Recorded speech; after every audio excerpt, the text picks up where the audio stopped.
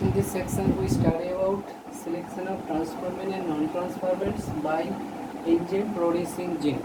By using enzyme producing gene, that is LAGZ gene, এখানে selectable marker হিসাবে কাজ করে। LAGZ gene acts as SM এর full form হলো selectable marker। তো এই LAGZ জিন এটা কি করে প্রডিউস অ্যান এনজাইম। সেই এনজাইমটার নাম কি beta galactosidase. The substrate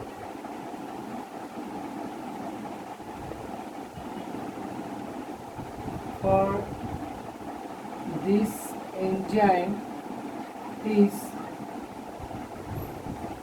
X-gal বা এটা যে X-gal, it is a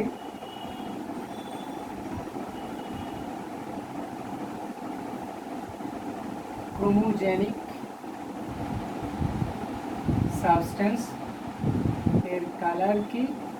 its color is white।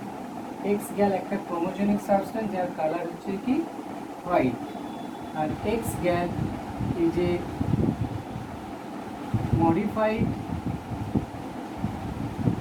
version of lactose, আর এটা analogous to lactose। এটি এক ধরনের ল্যাকটোজ। X-gal হলো এক ধরনের modified version of lactose। তাহলে এই এনজাইমটা কি করে? X-gal একটা আসলে কি ল্যাকটোজ যার কালার কি হোয়াইট, যখন এর উপরে এই বিটা গ্যালাক্টোসাইডেজ এনজাইম কাজ করে, enzyme substrate reaction, that is enzyme substrate reaction যখন হয়, enzyme that is beta galactosidase substrate is X-gal, তখন তৈরি হয় কি না, যে প্রোডাক্টটা তৈরি হয় সেই প্রোডাক্টের কালার কি দাঁড়ায় ব্লু। এমনি ল্যাকটোজকে ভাঙলে কি তৈরি হয়? ল্যাকটোজ ভাঙে তৈরি হয় গ্লুকোজ। আমরা ল্যাক উপরে দেখেছিলাম গ্লুকোজ প্লাস গ্যালাক্টোজ, অর্থাৎ X-গ্যালের উপরে যখন বিটা গ্যালাক্টোসাইডেজ এনজাইম কাজ করে তখন কি হয়, যে প্রোডাক্টটা তৈরি হয় এই হোয়াইট কালার থেকে তৈরি হয়ে যায় কি ব্লু কালার একটা প্রোডাক্ট। তাহলে এখানে আমরা জানলাম কি LAGZ জিন সেলেক্টিভ মার্কার হিসেবে কাজ করে, একটা এনজাইম তৈরি করে। এই এনজাইমটার নাম কি beta galactosidase. The substance of this enzyme is, এই এনজাইমটা কোন সাবস্ট্রেটের উপরে কাজ করে? X-গ্যালের উপরে কাজ করে। এটা একটা ক্রোমোজেনিক সাবস্টেন্স, এর কালার হচ্ছে যে হোয়াইট, এবং X-gal হচ্ছে একটা modified version of lactose or analogous to lactose. X-gal white colour হয়, তখন বিটা গ্যালাক্টোসাইডেজ কাজ করে, এনজাইম সাথে রিঅ্যাকশন করে, তখন যে প্রোডাক্টটা তৈরি হয় সেই প্রোডাক্টের কালার কি হয় blue.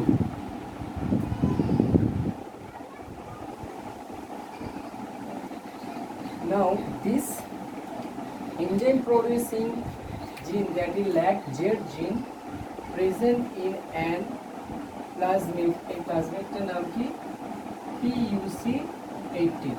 P stands for plasmid, U stands for university, C stands for California, and 19 it is the number assigned to this plasmid। So এইখানে একটা জিন আছে, তার নাম কি বলা হয়েছে LAGZ জিন। আর এখানে একটা রেজিস্ট্যান্ট জিন আছে, সেই রেজিস্ট্যান্ট জিনটার নাম কি AMPR, অ্যাম্পিসিলিন রেজিস্ট্যান্ট জিন। তারপরে এখানে আছে কি অরিজিন অফ রেপ্লিকেশন সাইট। এবার একটা RE দিয়ে, RE অর্থাৎ রেস্ট্রিকশন এন্ডোনিউক্লিয়েজ এনজাইম দিয়ে একে কী করা হয়েছে ট্রিট। কাটা হয়েছে বা ডাইজেস্ট করা হয়েছে, ল্যাক জেড জিনটাকে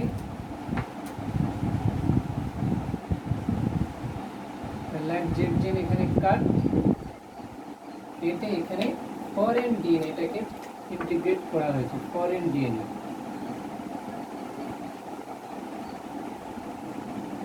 REI ইনসার্ট। একই রকম ইনসারশনাল ইনঅ্যাক্টিভেশন ডেফিনেশন চলে এলো। ইনসারশনাল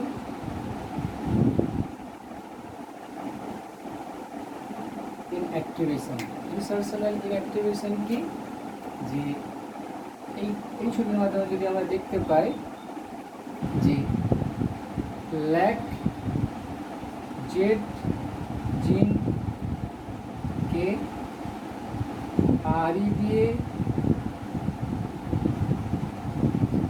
কেটে কোনো ফরেन और एलियन डीएनए के इंसर्ट করলে ল্যাক জেড জিন বিকাম ইনঅ্যাক্টিভেট। এই ঘটনাকে বলা হয় ইনসারশনাল ইনঅ্যাক্টিভেশন। কোনো ফরেন ডিএনএ ইনসার্ট হবে, তার ফলে ল্যাক জেড জিনটা কী হবে, ইনঅ্যাক্টিভেট হয়ে যাবে। এই ঘটনাকে বলা হয় ইনসারশনাল inactivation. After insert of any foreign DNA, any selectable marker এখানে কি ল্যাক জেড জিন become inactivate, that causes insertional inactivation. এবার আমরা কি করব, এই foreign ডিএনএটাকে, this foreign DNA become rDNA, this rDNA then কি করা হবে, ট্রান্সফার ইনটু হোস্ট সেল। কোন পদ্ধতিতে, এই পদ্ধতিটার নাম কি, বাই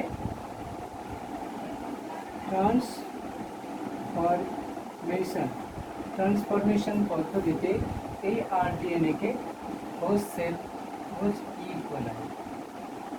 হোস্ট সেলে ট্রান্সফার করা হলো। যে পদ্ধতিতে ট্রান্সফার করা হয় তাকে বলা হয় ট্রান্সফরমেশন। তারপরে কি করা হবে, to find out which host cell receive the rDNA। এরপরে কি হবে, find out which host cell receive the rDNA, যে which one receive rDNA, যেটা রিসিভ করবে rDNA তাকে বলা হবে রিকম্বিনেন্ট, or তাকে বলা হবে ট্রান্সফরমেন্টস। আর which one not receive rDNA তাকে বলা হবে নন ট্রান্সফরমেন্ট or নন রিকম্বিনেন্টস। এরপর আমরা ছবি আকারে দেখাবো, দেখব যে ল্যাক জেড জিন যে ইকোলাইয়ের মধ্যে প্রবেশ করেছে সেটাকে কীভাবে রিকম্বিনেন্ট হচ্ছে, যেটার মধ্যে প্রবেশ করছে না সেটা নন রিকম্বিনেন্ট কীভাবে হচ্ছে। ততক্ষণ আমরা কি দেখলাম, যে এইটা হচ্ছে যে কি PUC19, এর মধ্যে আমরা ল্যাক জেড জিনকে কেটে এর মধ্যে আমরা অ্যালেন ডিএনএটাকে প্রবেশ করে দিয়েছি, তারপরে তৈরি হয়েছে কি rDNA। এর মধ্যে আছে কি অ্যান্টিসেলের রেজিস্ট্যান্ট জিনও আছে, আদর্শ ক্লোনিং ভেক্টর AMPR, এবং এর মধ্যে একটা সাইট আছে যেটা রেপ্লিকেশনের জন্য দায়ী। সো দিস ইজ অ্যান্টিসেলের রেজিস্ট্যান্ট জিন and this is origin of replication site। এবার এই ডিএনএ rDNA কে ট্রান্সফরমেশন পদ্ধতিতে ই কোলাইয়ের দেহে ট্রান্সফার করা হলো ট্রান্সফরমেশন মেথডে। এবার দেখব কি না, এরকম অসংখ্য মেনি আরডিএনএ তৈরি করা হয়েছে। মেনি আরডিএনএটাকে কি করা হবে, যেমন একটা কালচার মিডিয়ামে কি আছে, হোস্ট সেল আছে, কোষ আছে, এবং এই কোষে কি দেওয়া হয়েছে, কোষে দেওয়া হয়েছে অ্যাম্পিসিলিন,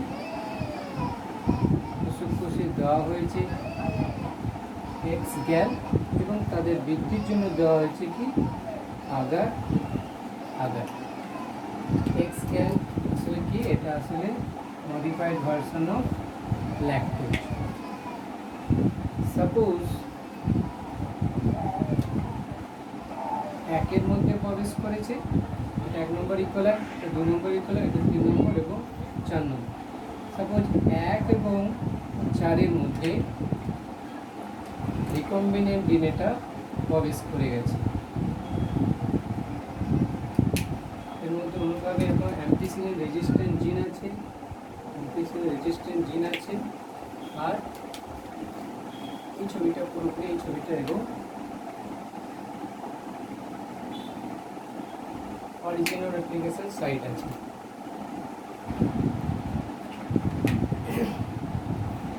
এবার দেখব যে এই যে ব্যাকটেরিয়াগুলো 1 নম্বর এবং 4 নম্বর ব্যাকটেরিয়া, তাহলে 1 এবং 4 নম্বর ই কোলাই, 1 নম্বর এবং 4 নম্বর ই কোলাই এর মধ্যে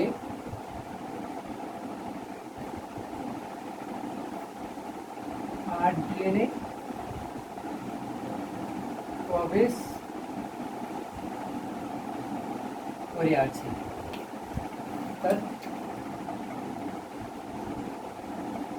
they are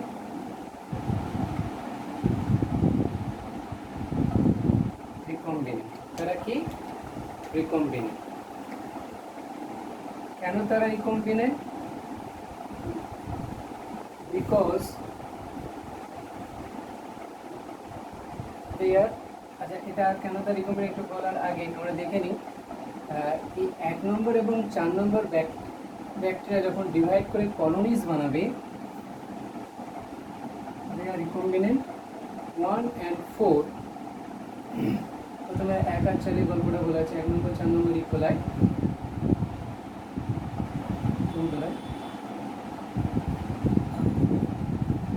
they are when they form bacterial colonies, যখন তারা ব্যাকটেরিয়াল কলোনিজ বানাবে তাদেরকে দেখতে কেমন লাগবে, looks, they form, when they form bacterial colony, they form white color colonies। তারা কি কালার কলোনি গঠন করবে, হোয়াইট কালার কলোনি। কেন তারা হোয়াইট কালার কলোনি গঠন করবে, because there lack Z gene is inactivate। তাদের যে ব্ল্যাক জেড জিন ছিল সেটা কি হয়ে গেছে, ইনঅ্যাক্টিভেট হয়ে আছে। Because there lack Z gene is inactivate। আমরা এখানে lack Z জিনটা কি আছে, এখানে ইনঅ্যাক্টিভেট হয়ে আছে, কারণ এই যে lack Z জিন এখানে কে ঢুকে আছে, ফরেন ডিএনএ ঢুকে আছে, তার ফলে lack Z জিন ইনঅ্যাক্টিভেট হয়ে আছে কোনো রেস্ট্রিকশন অ্যান্ড ইনক্রিজ দিয়ে ল্যাকজেজিনকে কেটে তার মধ্যে অ্যালেন ডিএনএটাকে প্রবেশ করেছে, সেই জন্য because their alien DNA is inactivate. LacZ জিনের কাজ কি ছিল না এক্স গ্যাল, এটার কালার কি হোয়াইট, তাকে কনভার্ট করে কিসে ব্লু কালার। কিন্তু যেহেতু এখানে ল্যাকজেট জিন ইনঅ্যাক্টিভেট হয়ে আছে, সেই জন্য এক্স গ্যালকে তারা ব্লু কালার কলোনিতে, ল্যাকজেট জিন যেহেতু ইনঅ্যাক্টিভেট হয়ে আছে তাহলে ভাষাটা লেখো ল্যাকজেট gene is inactive, as lacZ gene is inactivate they can't X gal into, অর্থাৎ তারা এই ল্যাকটোজকে ভেঙে গ্লুকোজ বা গ্যালাক্টোজে পরিণত করতে পারবে না, তার ফলে ব্লু কালার কলোনি তৈরি হবে না। যেহেতু ল্যাকজেট জিন ইনঅ্যাক্টিভেট হয়ে আছে, সেই জন্য ইনঅ্যাক্টিভেট হয়ে আছে, তাহলে এরা বিটা গ্যালাক্টোসাইডেজ এনজাইম তৈরি করবে না। যদি বিটা গ্যালাক্টোসাইডেজ এনজাইম তৈরি না হয়, তাহলে যদি এক্স গ্যাল যেটা হোয়াইট কালার ছিল, তাহলে ওই ব্যাগটা যেখানে গ্রো করবে সেখানে হোয়াইট কালার কলোনি গঠন করবে। তাহলে এখানে দেখলাম 1 এবং 4 নম্বর ইকোলাইয়ের মধ্যে রিকম্বিনেন্ট ডিএনএ প্রবেশ করে আছে এবং এদের মধ্যে এই ল্যাকজেট জিনটা কি আছে ইনঅ্যাক্টিভেট হয়ে আছে। তারা রিকম্বিনেন্ট, দে আর ফর্ম ব্যাকটেরিয়াল কলোনিজ, তারা যখন তারা ব্যাকটেরিয়াল কলোনিজ বানাবে তাদের কালার কি থাকবে হোয়াইট কালার কলোনিজ। কেন তারা হোয়াইট কালার কলোনি গঠন করবে ভালো করে যদি এই জায়গাটা দেখি, কারণ এক্স গ্যালের কালার কি ছিল হোয়াইট, এক্স গ্যালের কালার ছিল কি হোয়াইট, কিন্তু ল্যাকজেট জিন এখানে কি আছে ইনঅ্যাক্টিভেট আছে। যদি ইনঅ্যাক্টিভেট থাকে নো বিটা গ্যালাক্টোসাইডেজ, তাহলে কোনো বিটা গ্যালাক্টোসাইডেজ এনজাইম তৈরি হবে না, তার ফলে এক্স গ্যালের কালারটা কিসে কনভার্ট হবে না ব্লু কালার তৈরি হবে না, কি কালার থাকবে হোয়াইট কালার থেকে যাবে। কারণ কি তাদের ল্যাকজেট জিনটা ইনঅ্যাক্টিভেট হয়ে আছে, সেই জন্য বিটা গ্যালাক্টোসাইডেজ এনজাইম তৈরি হবে না। তারা এক্স গ্যাল বা ল্যাকটোজকে অর্থাৎ হোয়াইট কালার সাবস্টেন্সটাকে ব্লু কালারে কনভার্ট করতে পারবে না, সেই জন্য তারা যখন কলোনি বানাবে হোয়াইট কালার কলোনি বানাবে। আমি এখানে ছবির মাধ্যমে আরেকবার এখানে দেখাচ্ছি কীভাবে কলোনি বানাচ্ছি এখানে। অর্থাৎ 1 নম্বর 4 নম্বর ব্যাকটেরিয়া এখানে বোঝানোর জন্য, অর্থাৎ এই কালচার মিডিয়াম মাধ্যমে এখানে অ্যাম্পিসিলিন দেওয়া আছে এক্স গ্যাল এবং দেওয়া আছে আগার। এরা যখন কলোনি বানাবে, এই ব্যাকটেরিয়াগুলো যখন কলোনি বানাবে, সাপোজ এটা একটা ব্যাকটেরিয়াল কলোনি, এটা একটা ব্যাকটেরিয়াল কলোনিস, এদের কালার কি থাকবে হোয়াইট কালার কলোনি। তাহলে non রিকম্বিনেন্টস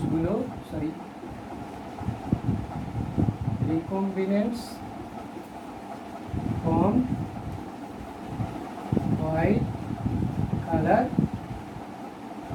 colonies, non-recombinants from white color colonies।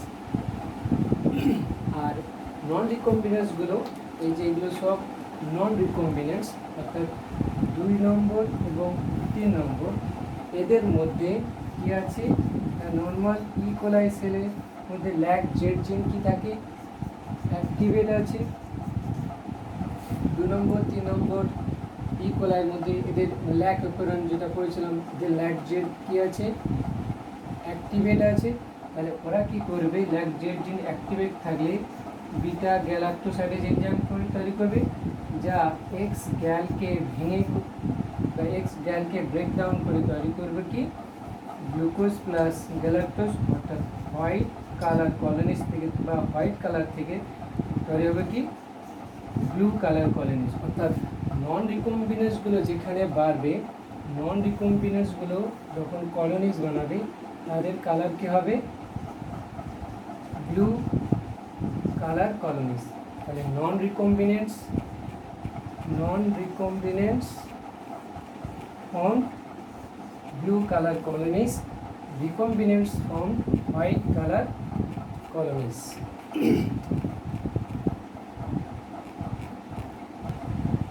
খুব সিম্পল আরেকটা এরকম এক্সপ্লেন করা যেতে পারে। সাপোজ দিস ইজ PUC19, এর মধ্যে আমরা কোনো রেস্ট্রিকশন এন্ডোনিউক্লিয়েজ এনজাইমকে সাহায্যে সহজভাবে এটাকে যদি এক্সপ্লেন করি, আমরা দেখেছিলাম LAC-Z gene responsible for synthesis of enzyme beta galactosidase enzyme. This enzyme act on X-gal, এটা একটা মডিফাইড ভার্সন অফ ল্যাকটোজ, এবং এক্স গ্যালকে, এবং এই এক্স গ্যালের কালার কি হোয়াইট। যখন এর উপরে কাজ করে তখন তৈরি করে কি গ্লুকোজ প্লাস গ্যালাক্টোজ, এর কালার হয়ে যায় তখন কি ব্লু। অর্থাৎ যে সমস্ত ব্যাকটেরিয়া এর মধ্যে LAC-Z জিন অ্যাক্টিভেট থাকবে, they form blue colour bacterial colonies. আর যে সমস্ত ব্যাকটেরিয়া এর মধ্যে LAC-Z জিন ইনঅ্যাক্টিভেট থাকবে, they form white colour bacterial colonies. তো এটা ভালো করে মনে রাখি, LAC-Z জিন অ্যাক্টিভেট থাকলে সেই ব্যাকটেরিয়াগুলো কি কালার কলোনি বানাবে, ব্লু কালার কলোনি। অর্থাৎ LAC-Z জিন অ্যাক্টিভেট আছে, তাদের মধ্যে অ্যাক্টিভেট থাকে, দে আর নন ট্রান্সফরমেন্টস। আর যাদের মধ্যে ইনঅ্যাক্টিভেট থাকে LAC-Z জিন, দে আর ট্রান্সফরমেন্টস or recombinants.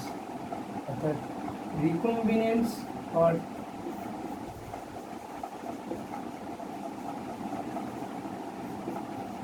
form white color colonies, non-transformants or non-recombinants form blue color colonies. এটাকে আমি আরেকটা ছবির মাধ্যমে এরকম এক্সপ্লেন করছি যে এটা এরকম এক্সপ্লেন করা যেতে পারে।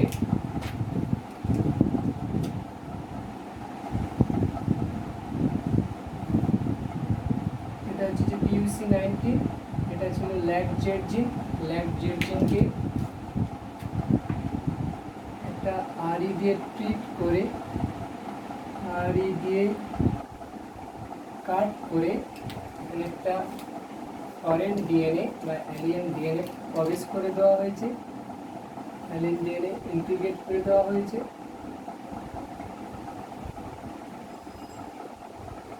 তার ফলে কি হয়েছে, LAC-Z জিন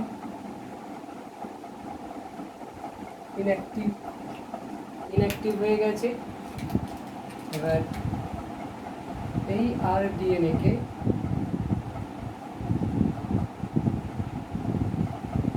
ট্রান্সফার করা হলো ইনটু হোস্ট সেল। এই কালচার মিডিয়ামে রাখা হয়েছে। এই কালচার মিডিয়ামে দেওয়া হয়েছে কি অ্যাম্পিসিলিন, দেওয়া হয়েছে এক্স গ্যাল যার কালার কি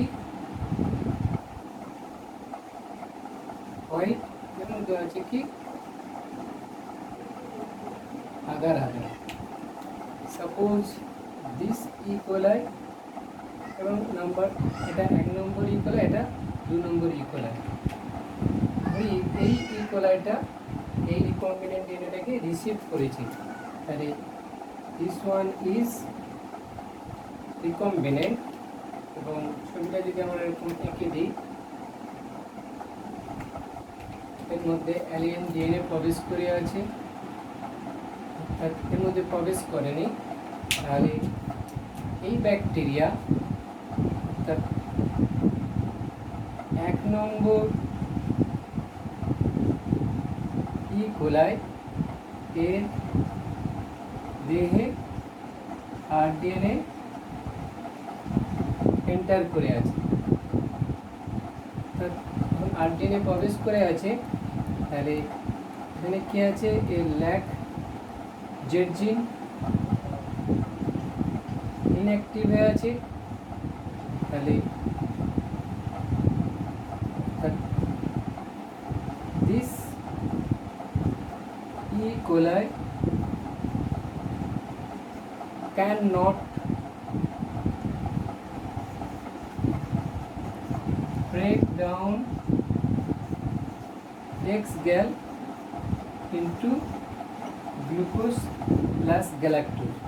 যদি X-gal কে গ্লুকোজ প্লাস গ্যালাক্টোজে ভাঙতে না পারে, তাহলে কি হবে না,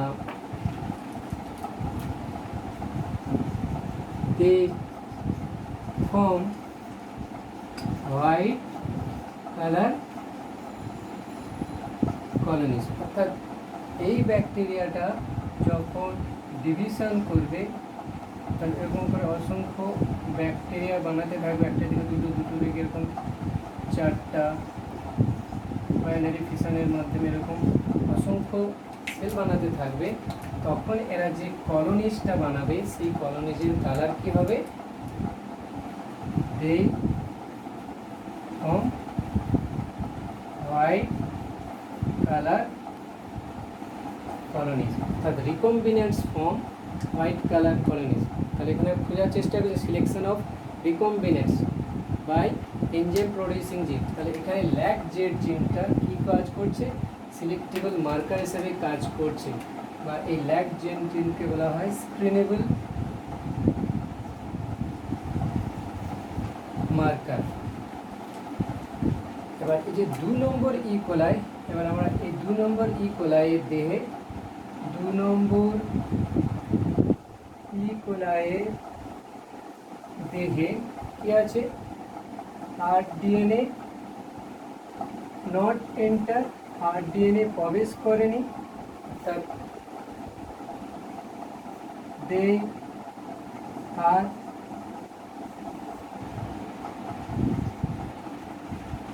নন রিকম্বিনেন্ট, তারা নন রিকম্বিনেন্ট, এবং they have functional lac Z gene. কারণ ই কোলাইয়ের দেহে ল্যাক অপেরন থাকে, ল্যাক অপেরন থাকলে নর্মাল ল্যাক জেড জিন থাকে। তাহলে এই ল্যাক জেড জিনকে যে ফাংশনাল আছে, তাহলে এ কী করবে, বিটা গ্যালাক্টোসাইডেজ এনজাইম তৈরি করবে, এবং মিডিয়ামে থাকা এক্স গ্যালকে ভেঙে কি তৈরি করবে, গ্লুকোজ প্লাস গ্যালাক্টোজ। অর্থাৎ গ্লুকোজ এক্স গ্যালের কালার কি ছিল, হোয়াইট, তাহলে এক্স গ্যালগুলো ভাঙছে, ভেঙে তৈরি করছে কি গ্লুকোজ প্লাস গ্যালাক্টোজ, এদের কালার কি হয়ে যায়, ব্লু। অর্থাৎ 2 নম্বর ব্যাকটেরিয়া যখন এরা কলোনিজ বানাবে, এই 2 নম্বর ব্যাকটেরিয়া ডিভিশন করে 1 2 এরকম অসংখ্য যখন ব্যাকটেরিয়াল কলোনিজ বানাবে তখন তাদের যে কলোনিজটা কালার গঠন কী কালার করবে, ব্লু কালার কলোনিজ। কারণ কি, এস গ্যালকে তারা ব্রেক ডাউন করে তৈরি করছে কি গ্লুকোজ প্লাস গ্যালাক্টোজ, যার কালার কি ব্লু। অর্থাৎ ওই ব্যাকটেরিয়া যেখানে যেখানে কলোনিজ বানাবে তার কালার কি থাকবে, blue, because there lacZ gene is active. But in case of one E coli ক্ষেত্রে ল্যাকজেট জিন ইনঅ্যাক্টিভেট থাকার জন্য তারা বিটা গ্যালাক্টোসাইডেজ এনজাইম তৈরি করতে পারেনি। বিটা গ্যালাক্টোসাইডেজ এনজাইম তৈরি করতে পারেনি বলে এক্স গ্যালটা ভেঙে, অর্থাৎ এক্স গ্যালটা ভেঙে গ্লুকোজ প্লাস গ্যালাক্টোজ তৈরি হতে পারেনি। সেই জন্য তারা যে কলোনিজটা বানাবে ব্লু কালার কলোনিজ, অর্থাৎ তারা যে কলোনিজটা বানাবে সেখানে এই কলোনিজটা হবে কি হোয়াইট কালার কলোনিজ। এরা বানাবে কি হোয়াইট কালার কলোনিজ। আর এই যে কলোনিজটা বানাবে এই জায়গাটা পুরোটায়, এই জায়গাটা ব্লু কালার কলোনিজ। সেই জন্য এটাকে বলা হয় blue white screening test. Blue white SCRENING, blue white screening test কি, এটা আমরা ল্যাকজেট জিন দিয়ে তাকে দেখিয়েছি। ব্লু হোয়াইট কেন, এই যে রিকম্বিনেন্টগুলো নন রিকম্বিনেন্টগুলো গঠন করে কি ব্লু কলোনিজ এবং রিকম্বিনেন্টগুলো গঠন করে কি হোয়াইট কলোনিজ। সেই জন্য একে বলা হয় ব্লু হোয়াইট স্ক্রিনিং স্টেট। এবার আমাদের যেগুলো রিকম্বিনেন্ট সেগুলোকে নেব। এখানে রিকম্বিনেন্ট কারা, হোয়াইট কলোনিজ, যেন নন রিকম্বিনেন্ট ব্লু কলোনিজ, তাহলে এদেরকে আমরা নেব না। তাহলে আমরা সিলেক্ট করলাম কাকে, রিকম্বিনেন্ট হোয়াইট কলোনিজ, কারণ কি এর মধ্যে এই অ্যালেন ডিএনএটা প্রবেশ করে আছে এবং এর মধ্যে ল্যাকজেট জিনটা ইনঅ্যাক্টিভেট আছে, সেই জন্য এরা হোয়াইট কলোনি গঠন করেছে। আর এর মধ্যে ল্যাকজেট যেটা অ্যাক্টিভেট আছে, অর্থাৎ এর মধ্যে অ্যালেন ডিএনএ প্রবেশ করেনি, সেই জন্য এরা হোয়াইট ব্লু কালার কলোনিজ গঠন করেছে। তাহলে এইভাবে আমরা ট্রান্সফরমেন্ট এবং নন ট্রান্সফরমেন্টকে সিলেক্ট করতে পারি। তাহলে এতক্ষণ আমরা কী দেখলাম, selection of recombinants and non recombinants by using antibiotic resistant gene, by using enzyme producing gene, that is lacZ gene. শর্টকাটে এরকম করছিলাম আমরা, এরকম একটা PPR322 এর স্ট্রাকচার আমরা আগে দেখেছিলাম। এর মধ্যে এই জায়গাটাকে কী করেছি আমরা, অ্যালিয়েন ডিএনএ প্রবেশ করে দেওয়া হয়েছে এবং টেট্রাসাইক্লিন রেজিস্ট্যান্ট জিনটাকে কেটে এখানে আমরা ইনসার্ট করেছি ফরেন ডিএনএ এবং একে ট্রান্সফার করেছি ট্রান্সফরমেশন পদ্ধতিতে ই কোলাইতে প্রবেশ করানো হয়েছে। ট্রান্সফরমেশন পদ্ধতিতে ই কোলাইতে ট্রান্সফার করা হয়েছে এবং যে সমস্ত ই কোলাইগুলো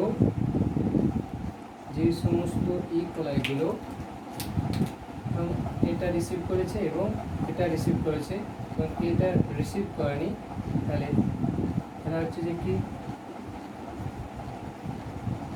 রিকম্বিনেন্টস। আর এখানে কি দেওয়া হয়েছে, অ্যাম্পিসিলিন এবং আগার দেওয়া হয়েছিল, অ্যাম্পিসিলিন দেওয়া হয়েছে। এর মধ্যে অ্যাম্পিসিলিন রেজিস্ট্যান্ট জিন আছে, যে অ্যাম্পিসিলিন রেজিস্ট্যান্ট জিন প্রবেশ করে আছে, অর্থাৎ এরা সারভাইভ করে আছে। আর এরা সারভাইভ করেনি কারণ এরা নন রিকম্বিনেন্ট, তারা রিকম্বিনেন্ট ডিএনএ রিসিভ করেনি, অর্থাৎ এরা অ্যাম্পিসিলিন মিডিয়ামে সারভাইভ করেনি। Recombinant can survive in ampicillin medium, not in tetracycline, because tetracycline resistant জিনটাকে আমরা কেটে বাদ দিয়েছি। তাহলে 1 নম্বর 2 নম্বর সারভাইভ, 3 নম্বর 4 নম্বর নন রিকম্বিনেন্ট, এখানে ডাই অ্যাম্পিসিলিন দিয়ে এখানে বোঝানো হচ্ছে। Ampicillin resistant gene acts as a selectable marker বা এনজাইম প্রডিউসিং জিন PUC19, এখানে ল্যাকজেট জিন ছিল, একটা রেস্ট্রিকশন এন্ডোনিউক্লিয়াস এনজাইম দিয়ে কেটে এই জায়গাটাকে ফরেন ডিএনএটাকে ইন্টিগ্রেট করা হয়েছে, এখানে আছে AMPR। একে অনুরূপভাবে ট্রান্সফরমেশন পদ্ধতিতে ই কোলাইতে ট্রান্সফার করা হয়েছে। যে সমস্ত ই কোলাইগুলো এটাকে রিসিভ করেছে, সাপোজ এখানে 1 2 3 4 এটা রিসিভ করেছে 1 2 3 4 1 নম্বর এবং 4 নম্বর রিসিভ করেছে। ছবি আকারে এখানে দেখিয়ে দিয়েছি। এটা রিসিভ করেছে, এটা রিসিভ করেনি। তাহলে 1 নম্বর 4 নম্বর আর রিকম্বিনেন্ট, এবং রিকম্বিনেন্ট যখন কলোনিজ বানাবে এরা হোয়াইট কালার কলোনি বানাবে, এবং 2 নম্বর এবং 3 নম্বর আর নন রিকম্বিনেন্ট বা নন ট্রান্সফরমেন্ট তারা কালারকে ব্লু কালার কলোনিজ। কারণ এখানে বলেছি ল্যাগ জেড জিন ইনঅ্যাক্টিভেট হয়ে আছে। ইনসার্শন ইনঅ্যাক্টিভেশন এই ডেফিনেশনটা ছিল এটাই, কোনো ফরেন ডিএনএ বা জিন অফ ইন্টারেস্টকে কোনো একটা রেস্ট্রিকশন ইন্টারনিউক্লিয়াস এনজাইম দিয়ে ল্যাগ জেড জিনকে কেটে এই জায়গায় অন্য কোনো ডিএনএ ইনসার্ট হয়ে যাওয়ার ফলে ল্যাগ জেড জিনটা ইনঅ্যাক্টিভেট হয়ে যায়, বা এখানে টেট্রাসাইক্লিন জিনটা ইনঅ্যাক্টিভেট হয়ে যায়। একে বলা হয় ইনসার্শনাল inactivation. Insertional inactivation is a process by which any selectable marker is cut and any alien DNA is incorporated or insert. As a result, lag jet gene or selectable or tetracycline gene become inactivate. That's called insertional inactivation. এখানে এই lag Z জিন inactivate আছে। Lag Z জিন enzyme কাজই করে কি, এরা beta galactosidase enzyme তৈরি করে, যখন অ্যাক্টিভ থাকে তার ফলে এক্স গ্যালকে বা ল্যাকটোজকে হোয়াইট কালারকে কনভার্ট করে গেছে ব্লু কালারে। তাহলে এরা যখন কলোনি বানাবে the form white colonies, R